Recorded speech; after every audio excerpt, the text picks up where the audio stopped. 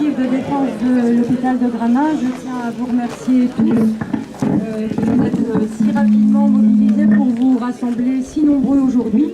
Merci aux élus locaux et départementaux qui témoignent encore aujourd'hui par leur présence, leur attachement aux territoires ruraux et à la médecine de proximité. Et enfin, merci à Madame Thiénia, députée de notre circonscription, d'avoir répondu aux diverses sollicitations des élus locaux et du collectif de défense. Madame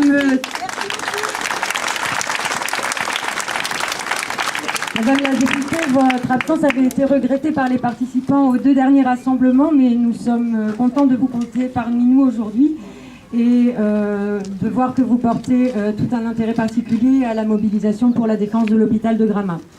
La mobilisation se poursuit, elle prend de l'ampleur. Nos rassemblements ont été relayés par les médias, la presse, la télévision. Hier, la Dépêche nous a accordé la première page de son édition. Donc merci à la presse qui couvre depuis 10 jours les actions du collectif afin d'en informer leurs lecteurs et leurs auditeurs. Et enfin, merci à tous de témoigner chaque jour votre soutien au collectif de défense de l'hôpital. Merci à tous les membres du collectif de défense, fort de 200 adhérents aujourd'hui, pour votre dynamisme afin de préserver notre service de médecine de proximité qui est notre bien commun, avec un clin d'œil tout particulier aux retraités du personnel de l'établissement qui est encore présent aujourd'hui.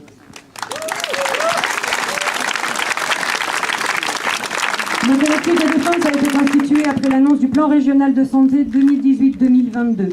Lors de notre première mobilisation le 5 juin, avant la commission médicale d'établissement, nous étions 300 à nous réunir devant les portes de l'hôpital Louis-Comte. La commission médicale d'établissement a voté à l'unanimité le maintien des 20 lits de médecine.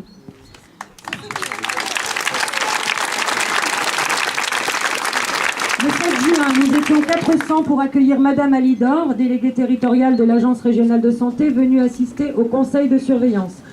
Il semblerait que l'autorisation du service de médecine aurait été reconduite pour les 5 années à venir.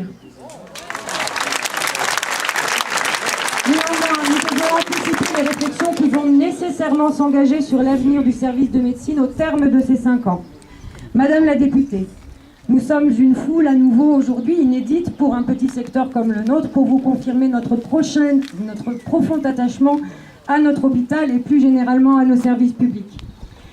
Mesdames et messieurs, depuis notre rassemblement du 5 juin dernier, une pétition organisée par le collectif a recueilli 2000 de vos signatures en seulement 6 jours. Bravo! Ces signatures ont été envoyées accompagnées d'une lettre co-rédigée par les membres du collectif de défense à Madame Cavalier, directrice de l'ARS Occitanie. Un courrier a également été co-signé par les médecins du bassin de santé de Gramat afin d'exprimer leur volonté de maintenir les 20 lits du service de médecine et d'insister sur le dynamisme du secteur puisque nous comptons 3 installations de médecins généralistes en seulement 3 ans.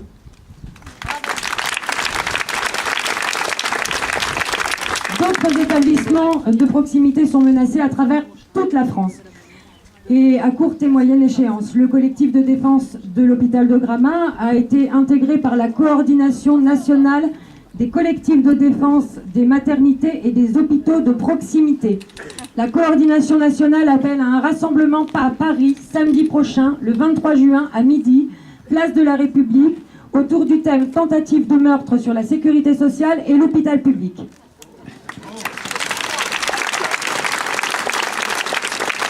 Nous avons eu récemment la preuve que l'action paye. Nous sommes encouragés par la victoire historique des grévistes de l'hôpital psychiatrique de Rouvray qui ont fait grève pour obtenir les moyens humains suffisants pour faire leur travail de soignants avec un minimum de dignité et sans maltraiter leurs patients. Après 2 mois de mobilisation tous azimuts soutenue par la population locale, après 19 jours de grève de la faim, après 4 hospitalisations, ce sont 30 postes qui ont été obtenus. Nous espérons évidemment, Madame la députée, ne pas devoir en arriver à ces extrémités pour défendre notre hôpital. Et c'est pourquoi nous comptons sur vous pour engager tous les moyens dont vous disposez et tous les moyens qui vous sembleront appropriés pour porter la défense de ce territoire rural et de ce service de proximité. Les économies ne doivent pas se faire aux dépens de la santé et l'hôpital de Gramat n'est pas négociable au gré d'intérêts politiques. Comme nous vous l'avons déjà exposé dans notre courrier, de nombreux Kramatois se souviennent qu'ils ont été soignés dans cet hôpital, que leurs proches l'ont été également. Ils savent eux-mêmes que leurs enfants auront besoin demain de cet établissement. L'activité du service de médecine est plus que satisfaisante. Son taux d'occupation est stable et la durée moyenne de séjour est en diminution. L'admission directe de patients par du personnel qualifié contribue à désengorger les services d'urgence débordés ainsi que les services hospitaliers saturés. Nous sommes bien conscients qu'il ne suffit pas de critiquer une restructuration ni de la refuser, mais qu'il faut proposer des solutions. L'hôpital de Gramat est situé au cœur du Lot. Il occupe une position géographique idéale pour développer des consultations ou des actes de spécialité avancés au plus près des besoins de la population locale. Il est également possible de conserver ce service de médecine en état et de répondre aux suggestions de l'ARS en fusionnant l'EHPAD Louis Comte avec la MAPAD Charles de Gaulle dans un projet architectural plus petit qui entraînerait un coût moindre pour la collectivité et donc pour l'État.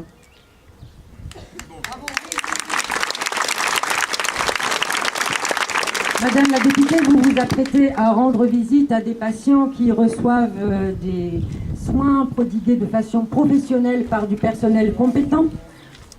Nous sommes certains que vous comprendrez que l'hôpital Louis-Comte de Gramat répond à un besoin réel de la population, que son existence est un enjeu crucial pour les usagers, pour l'emploi, pour l'attractivité des territoires et le développement de ce territoire rural. Bravo, bravo.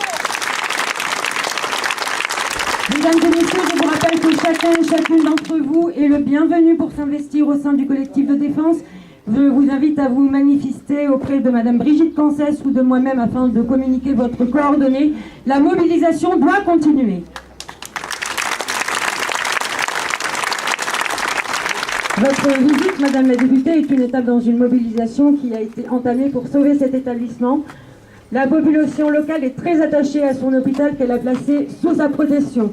Je vous le demande, mesdames et messieurs, est-ce que vous voulez que cet hôpital reste?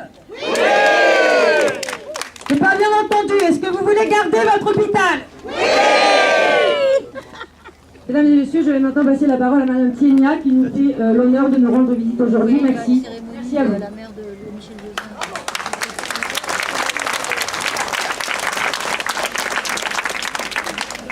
Mesdames et messieurs les élus, mesdames et messieurs les infirmières et de l'hôpital de Gramat, mesdames et messieurs les responsables de l'hôpital de Gramat, chers concitoyens, bonjour. Alors, comme vous le savez, je n'ai pas attendu que vous manifestiez avant de m'intéresser à la situation de la santé dans le Lot. Et si vous vous souvenez aussi, je pense que dans ma profession de foi, je me suis engagée justement à travailler pour le maintien des structures d'hôpitaux sur notre territoire et de faire en sorte que on puisse avoir justement un lien entre eux pour pérenniser leur maintien sur le territoire. Cela n'empêche pas qu'on ait des problèmes de temps en temps à résoudre. Alors, je voudrais vous dire à l'association de défense des hôpitaux, c'est tout à fait normal. Je pense que chacun à son niveau se bat pour les lots. Voilà, et que moi je suis aussi dans une démarche justement de me battre pour maintenir des structures de santé. Et dernièrement sur les lots, nous avons eu effectivement beaucoup de manifestations, que ce soit concernant le désert médical. J'ai eu moi-même l'occasion d'aller à Crescensac rencontrer une mobilisation aussi qui avait fait à l'époque 200 à 300 personnes. Et que j'ai également fait pareil pour les EHPAD, parce qu'il y a eu des manifestations pour les EHPAD aussi. J'ai eu l'occasion de rencontrer les directeurs des EHPAD et les syndicats aussi. Et une réflexion est en cours afin de trouver des solutions. Il est vrai que l'hôpital de Gramat fait problème aujourd'hui, mais j'ai eu moi-même l'occasion de faire un point sur la santé avec l'ARS il y a plus d'un mois. L'objectif était justement de discuter de tous les problèmes que nous avons concernant les EHPAD, le désert médical, la télémédecine et aussi le maintien des hôpitaux. J'ai visité l'hôpital de Figeac et j'ai eu l'occasion de faire le point avec le directeur qui est aussi dirigeant de celui de CAO par intérim. Et le cas de Gramat, ce que je peux vous dire, c'est que l'objectif, le fait de venir ici aujourd'hui, ce n'est pas parce qu'il y a des manifestations, mais c'est parce qu'il y a une situation, un problème qui doit être résolue pour notre territoire. J'ai bien entendu que vous m'avez envoyé des invitations, mais vous savez aussi que je suis députée de la Nation et que ces derniers temps, il y avait la loi sur l'agriculture et sur les logements. Tout ça, c'est dans la continuité de construire le lot, parce que quand on vote les lois, on prend en compte aussi les difficultés de nos territoires. Donc, il est vrai que je ne peux pas être avec vous à chaque fois, mais je vous rencontrerai toujours, que ce soit après, voilà, que vous ayez commencé à vous mobiliser. Je viendrai toujours vous occuper et vous écouter quoi qu'il en soit, parce que une personne m'a dit tout à l'heure, je ne suis pas macroniste. Je vais dire que nous sommes tous lotois avant de faire la politique. C'est ça qui est important. Et chacun...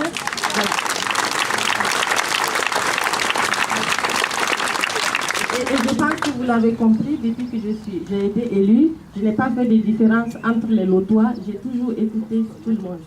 Et je pense qu'en un an, on a eu le temps de se connaître et que maintenant, il ne faut pas se mettre des freins parce qu'on appartient à un parti politique. Je pense que chacun est engagé pour le développement du lot et que c'est bien qu'on continue dans ce sens. Donc par rapport à ma visite de cet après-midi, j'avais souhaité rencontrer effectivement les élus qui m'avaient aussi interpellé sur la situation, mais visiter en même temps l'hôpital pour m'imprégner des réalités. C'est aussi l'occasion de rencontrer les personnels. Et je suis aussi ravie que les manifestants soient là, parce que ça permet aussi de discuter avec vous, de comprendre vos points de vue par rapport à la situation. Et j'ai bien entendu les messages que vous m'avez passés. Et j'ai aimé une partie où vous dites que vous n'êtes pas là pour critiquer, mais que c'est aussi pour trouver des solutions.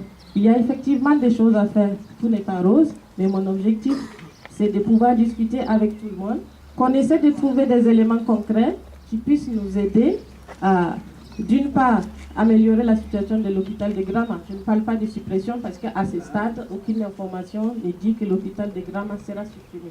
Donc à nous maintenant de travailler à faire et ressortir des solutions concrètes pour pouvoir améliorer la situation. Et donc avec les élus, on va se voir, je pense, et avec les représentants des personnels pour discuter. Et je suis toujours ouvert à discuter avec vous aussi pour essayer d'améliorer. Si on décide de mettre en place un groupe de travail, tout le monde sera dedans. Et on verra avec l'ARS pour travailler et essayer de trouver des solutions. Parce que comme je le dis, je vais le répéter, l'hôpital de Grama fait partie des 5 autres hôpitaux qui existent dans le Lot.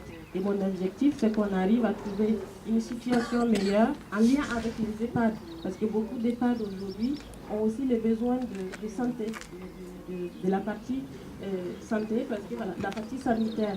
Et en faisant les liens avec les hôpitaux, on ne fait qu'améliorer la situation. Donc je suis dans cette démarche-là et je pense que vous aussi, donc il n'y a pas de raison qu'on n'arrive pas à trouver des solutions qui vont nous permettre d'aller dans le bon sens. Je vous remercie sincèrement. Merci à vous. Voilà. Et à tout à l'heure.